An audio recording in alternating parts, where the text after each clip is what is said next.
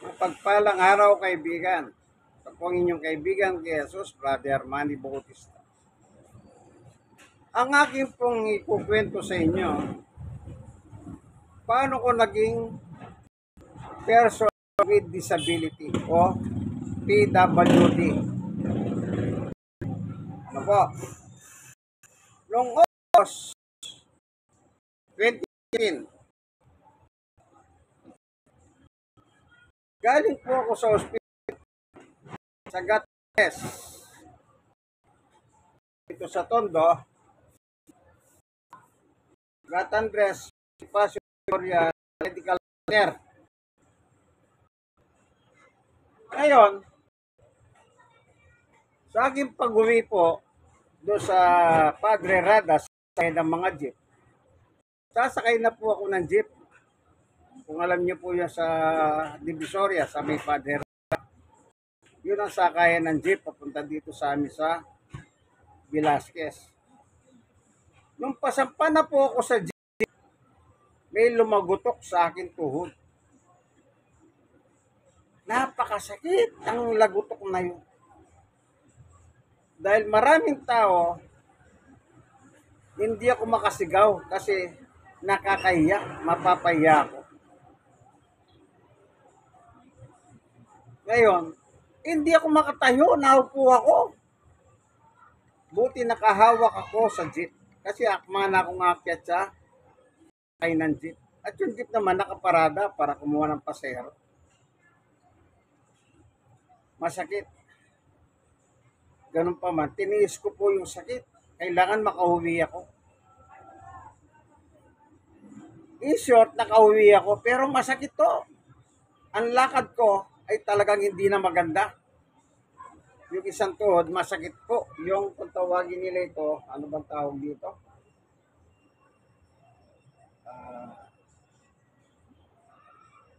Ito. Tatay ko. Ito.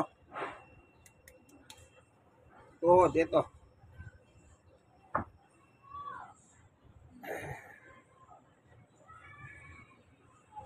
Ngayon, bumalik ako kinabukasan sa Gatandres.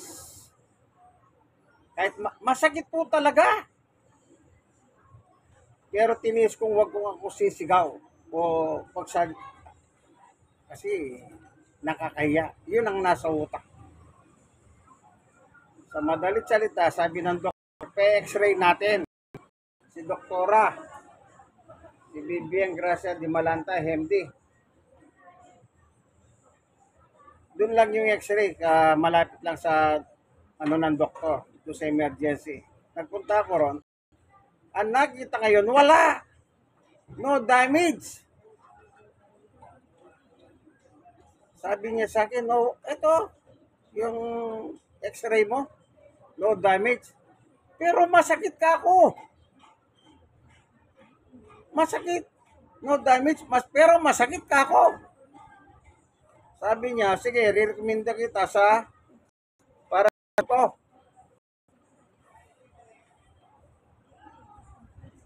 Doon sa second floor ng Gatandres.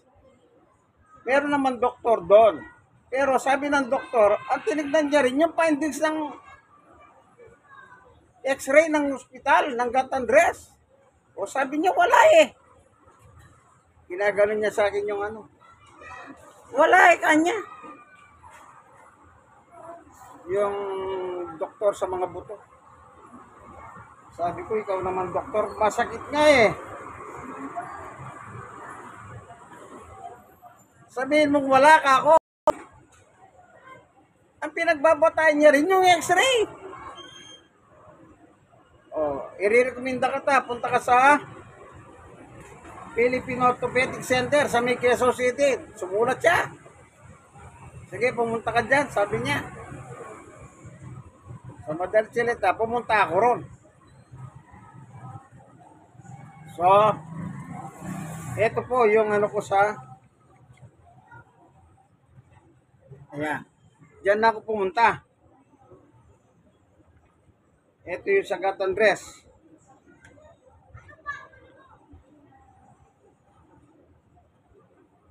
Ang finding ng doktora sa akin sa Gat Andres, opo, ito, September 15, musculoskeletal disease, o neuropathic pain. Pain lang, kasi nga masakit ka ako. Pero ibang klaseng sakit nga.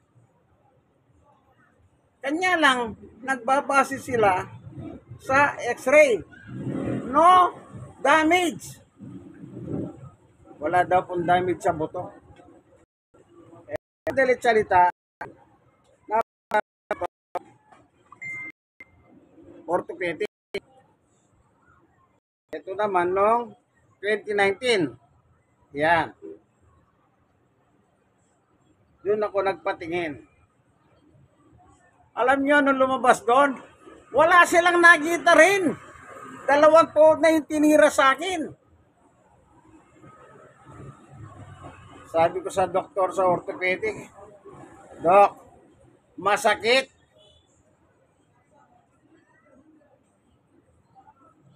Masakit ka ako. Ayaw kong gumamit ng tungkod. Nakakaya. Alam mo yung doktor? Sabi niya, ganito, gusto mong magpa-MRI, sabi niya sa akin. Binigyan niya ako ng sulat for MRI. Opo, ako. Para malaman ko talaga kung wala. Kasi wala rin sa x-ray eh. X-ray ng Gat Andres, wala. No damage. X-ray ng Philippine Orthopedic Center, wala rin damage. MRI. So, sa madalit salita, naghanap na naman ako ng ospital ng MRI. Nakatagpo naman ako dito sa Tondo General Hospital sa Honorio Lopez. Yon. Na MRI po ako doon. Libre. Ang lahat ng kinukwento ko libre ha. Libre. Lumabas kayo sa MRI, wala talagang damage. Dinala ko yung medical sa orthopedic. Sabi ko sa doktor, Dok, ito na po yung MRI ko. Binasa niya. Ang sabi niya, yung masakit na yan, napunit yung litid mo. Yung gano'n, no, yung joint natin sa tuhod, yung gitna, napunit, sabi niya. Ito, tatayo ako uli ha. Ito. Itong portion na ito, dito lang. Dito lang yung napunit. Hindi ang buho, dito lang. Ayon sa MRI. Wala sa taga sa buto. Salamat sa Diyos. Walang bali, walang buto na damage. Kumbaga yung lamad. Di ba yung nasa gitna natin ganon? Yung gumagano yung paha natin? Yun, napunit lang daw. Sabi ng orthopedic. Itong findings niya. Kayo po, naintindihan nyo ba yan? Ako hindi. Kung makasulat, siya lang ang nakakabasa. Oh. Alam niyo po, pinabasa ko sa doktor ng orthopedic ito. Sabi ng doktor ng orthopedic, yung ibang doktor hindi ko rin alam yan. Sabi ko, doktor sa doktor, di pala nagkakahalaman ng sulat. Kita niyo. Oh. Diagnose, ito diagnose sa akin. Ito. Ayan. Naintindihan nyo ba yan? Halos pare-pareho. Oh? Maging yung doktor ng orthopedic, hindi niya rin maintindihan yan. Oh. In short, nalaman ko rin po ang kaso ko, napunit lang pala, kaya makirot. Ngayon, nung mangyari sa akin ito, nung nagpa-check up ako sa orthopedic ay sa Gatandres. Dahil 58 pa lang ako, ang pumasok sa aking utak, PWD, benefits. Kumuha ko ng requirement sa ospital at dinala ko sa Manila City Hall. Yung kinabukasan din kinuha ko na yung mga requirement ko sa Gatandres. Nung doon ako nagpatingin bago ako dito sa orthopedic. At ang dala ko, eto nga. So nakakuha na ako ng ID ng PWD. Kinabukasan. Kaya ako membro na ako ng PWD. Mula sa 58 years old. So nakikinabang po ako sa binibigay ng City of Manila na 500 kada buwan sa mga person with disability. Okay? Kaya sabi ko, antimano, inareglo ko na yon. Ay, inareglo. Nilakad ko na. Di short. As sa doktor sa orthopedic, nung nalaman na namin na punit, sabi ko, Dok, bigyan mo na lang ako ng gamot. Baka sagot-sagot ng doktor, walang gamot dyan. Pero sa totoo lang, meron siyang binigay na gamot. Ang problema, vitamin lang pala yun.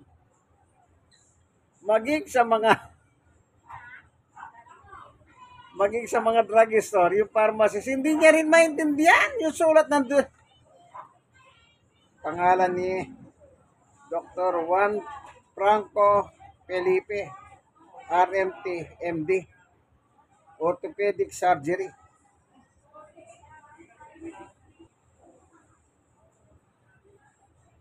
Sabi ko, yung kapwa doktor niya nga, hindi niya nga maintindihan. Kasi,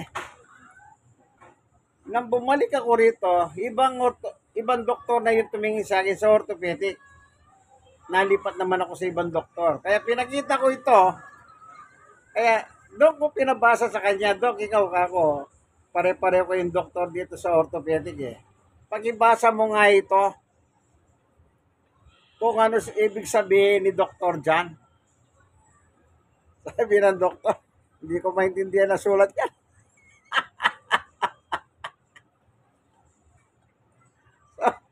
Sa madalit salita, dahil may record ako ron, ang style para doon sa orthopedic kaibigan, ganito, wala kang makukuhang plaka. Kapag in-x-ray ka ron, kung ano yung finding sa'yo, yung finding sa'yo ng x-ray technician ipapasa kay doktor sa pamamagitan ng cellphone.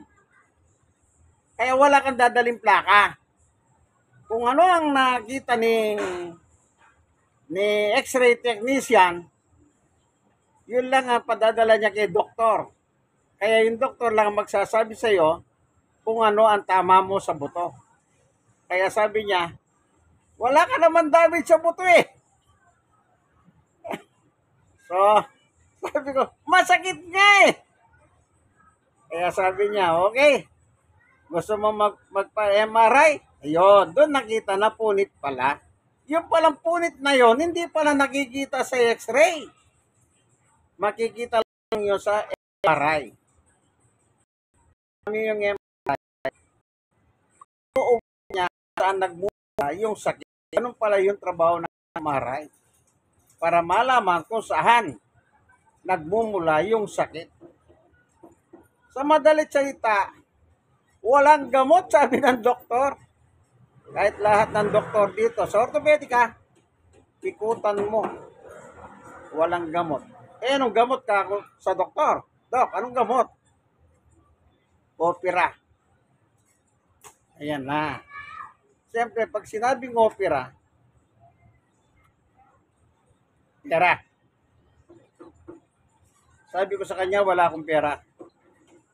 Magkano naman ang opera? 150,000. Tanong ko sa kanya, pag inopera mo ba yan, siguro ba babalik ang lakad ko? Alam niyo yung gagawin nila, papalitan na yung gitna. Ang nilalagay nila, ngayon meron pala ngayon nilalagay plastic na, hindi metal. Dati puro metal, di ba, sa mga replacement, buto, kung saan man yan, hanggang utak, yung bungo, puro mga bakal kung tawagin. Pero hindi basta bakal yon. Kasi kung bakal yun, kakalawangin yun eh. Mamamatay ka sa kalawang. Di pa karaniwan yan. Talagang dinisign yung bakal na yon para sa loob ng katawan. Kahit na nasa loob ng yung katawan, walang problema ron. Ano? Sabi niya, is 150,000. Yung ilalagay nila. Kasi yung sa operasyon, doktor, libre na lahat yun. Ano? Kasi nga, orthopedic, sa gobyerno yon. Basta PWD, libre lahat. Ngayon, sa madalit salita, wala akong pera, Dok, sabi niya. Marami naman parahan. Anong parahan ako? Magpa-sponsor ka. Totoo naman po yan talaga. Maraming sponsor. Pero, Dok, sandali ka ako. Pag-iisipan ko yan. Sabi mo masakit, sabi niya. Oo nga, masakit ka ako. Ngayon, ganitong gawin kaya natin, sabi niya. Ano yung kako? Tiisin mo yung kirot, yung sakit. Hanggang kaya mong tiisin. Binigyan ako ng kontra kirot. Yung gamot na yon para sa kirot. Pero sabi niya, kung hindi kumikirot, huwag kang iinom. At kung kaya mo tiisin ng kirot, huwag ka rin iinom. Ba't po ako binigyan ng gamot ako? Sabi niya, huwag kang dapat magdepende sa gamot. Yun. Kahit yung isang doktor na nakausap ko po noong araw na humingi ako sa kanya ng gamot para sa kirot. Sabi niya, huwag mo masyadong iinumin yan. Doktor, binibigay nila, pero huwag mong masyadong iinumin yan. Huwag kang dumipende dyan. Kung kaya mong magtiis-tiisin mo. Bakit? Nakakasira pala ng atay. Ganun ba ako? Sige. So, sa madalit salita, nag-i-interview ako. Kasi nangangaral po ako ng salita ng Diyos. Meron ako nakikita may mga depekto. Ini-interview ko sila na tungkol sa tuhod. Meron nagsabi, hindi naman babalik Ganun pa rin, sabi nila. Meron ako nakita, yung inopera talaga, binidyo nila. Napanood ko. Ibabaliktad nila yung tuhod mo gano'n. At ilalagay nila yung bakal. Bakal pa yun Ngayon, plastic na. So, ako, nagtitiwala ako sa Diyos, siyempre. Diyos muna. God is good, nung mangyari sa akin yun, 58 years old ako. Nangangaral na po ako ng salita ng Diyos. Nagpapatotoo na ako ng salita ng Diyos. Nung mangyari sa akin yun, Pero hindi ko sinisi ang Diyos. Hindi ko sinabing bakit mo ako ginanito. Yan. Hindi, wala akong reklamo. Kasi umahas ako sa Diyos. Ang sabi niya, aking verse, nandito po sa Isaias, babasahin ko.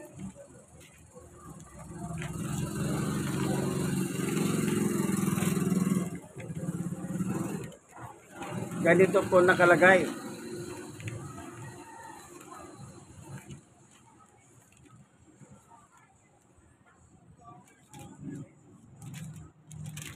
(41:10) ng Isaias. Ang gamit ko, Poemen, ang Biblia ng mga pastor.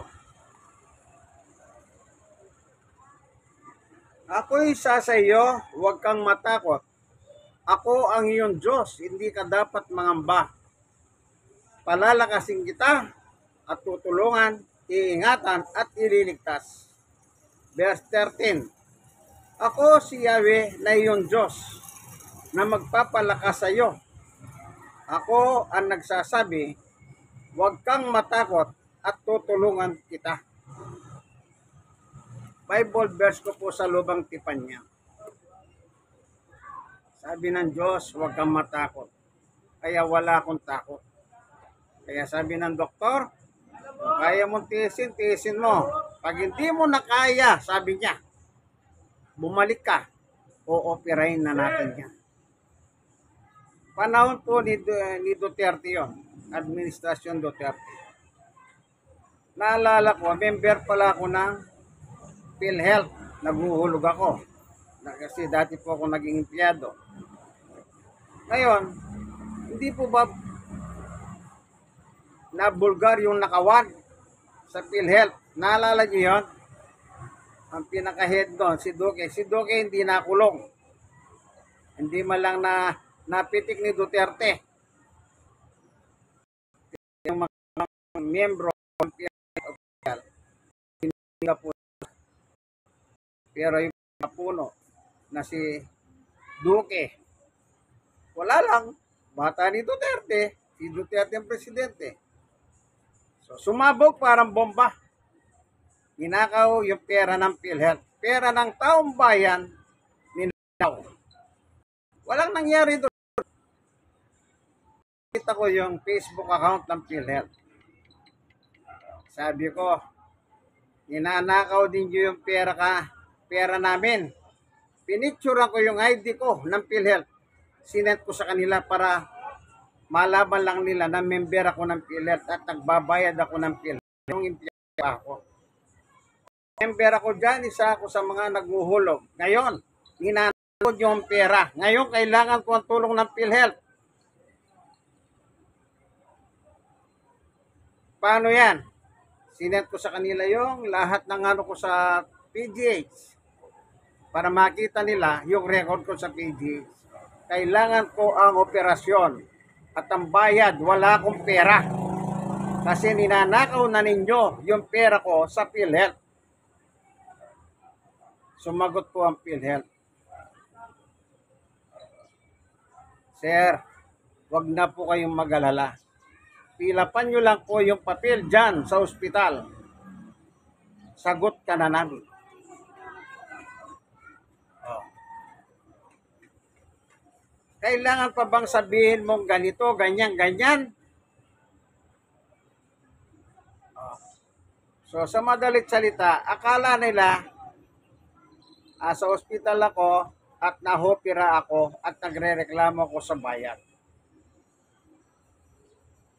Hindi nila alam, hindi pa ako nagpapahopera. Kaya sabi nila, kumpletuhan ko lang yung form doon sa ospital ng Philippine Orthopedic Center. Nakita ko ngayon yung office ng PhilHealth. Doon ka pala pupunta at lahat pipirmahan mo. At sila na ang sasagot. Yun ang sagot sa akin ng PhilHealth. Kasi PhilHealth member o PhilHealth contributor ako. Sa madalit salita, meron na palang pera ngayon. Sabi ko,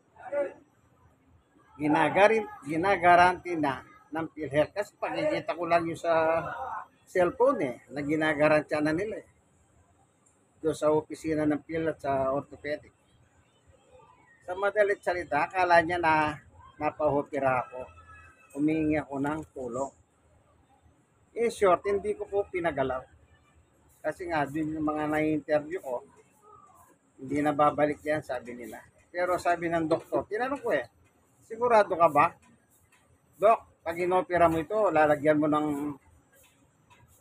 yung panggitna. Babalik ba yung dati kong lakad? Oo, sabi niya. Pero yung mga in-interview ko, hindi na. So, sa madalit salita, meron akong pinsan, ganito rin ang kaso. Ako nagbantay sa kanya sa Makati Med. Nung siya ay nagkaroon ng ganito rin. Opera din sa tuhod. Nagkita kami sa lamay ng kanyang kapatid. Ang nagsabi ko sa kanya, magkaklase na tayo. Damage na rin itong tuhod ko kako. Pero hindi ko pinahopera kako. Eh, kumusta naman yun sa'yo? Kasi, nung siya po ay nagpa-opera, kung maglakad, hindi pa rin dati. Iika-ika pa rin. Kasi nakasama ko siya. Kaya alam ko. Tapos sabi niya sa akin, marami rin nag-advise sa akin, sabi niya, dapat hindi ko na pina-opera, sabi ko. So, ang advice sa kanya, huwag daw ipa-opera. Pero naka-opera na siya eh. Mga nagbantay sa Makati Med eh. Ang nagpa-opera siya. Ako wala pa akong damage nun. Malakas pa ako. Hanggang ngayon malakas pa naman ako. I mean, hindi pa ako nagkakaroon ng damage sa tuhod. Ano, yung napunit. Kaya, ganon. Salamat sa Diyos. Kaya, noong araw, sabi ko, paano kaya pagdating ko ng araw, paano kaya ang buhay ko? Habang nagtatrabaho pa po ako nun, doon ako nakatira sa Baguio. Kumbaga yung isip ko advance, in future. Kaya natanggal ako sa trabaho. Kaya kung saan na ako nagtatrabaho. Pero, sabi ko, paano kaya ito pagtanda ko? Kaya ang analisa ko, kaya nangyari yung sa tuhod ko, yun ang way. Sa aking sariling opinion ha. Kasi problema ako pag paano kung tumanda ako, paano na. So sa madalit salita, ay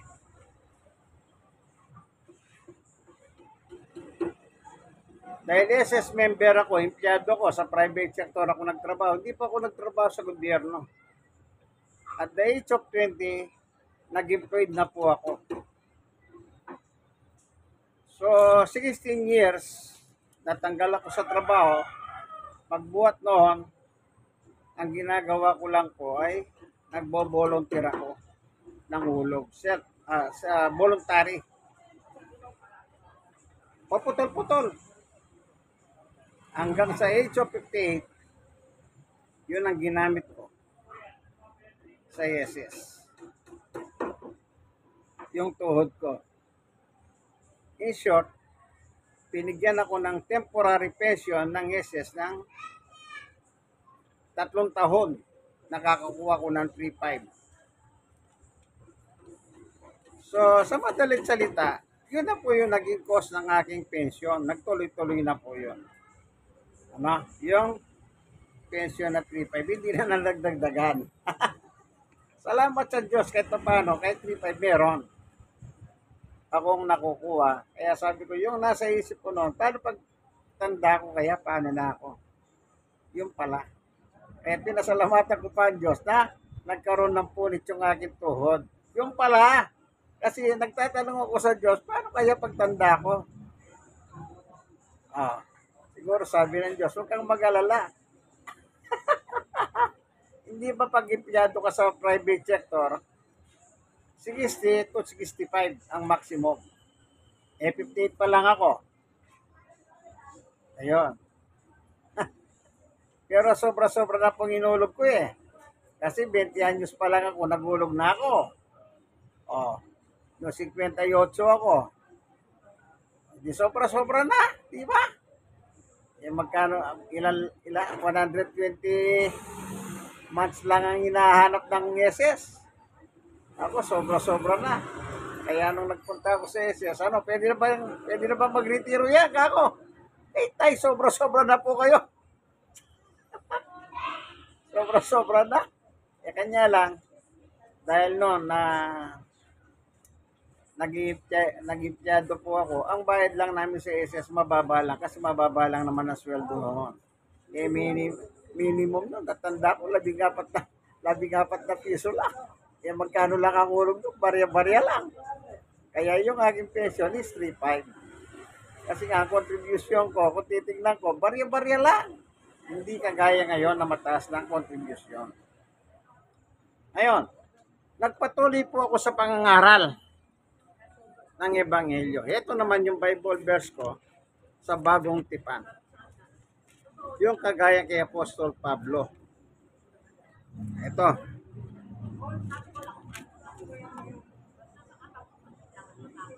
Sa Gawa, chapter 20, verse 24.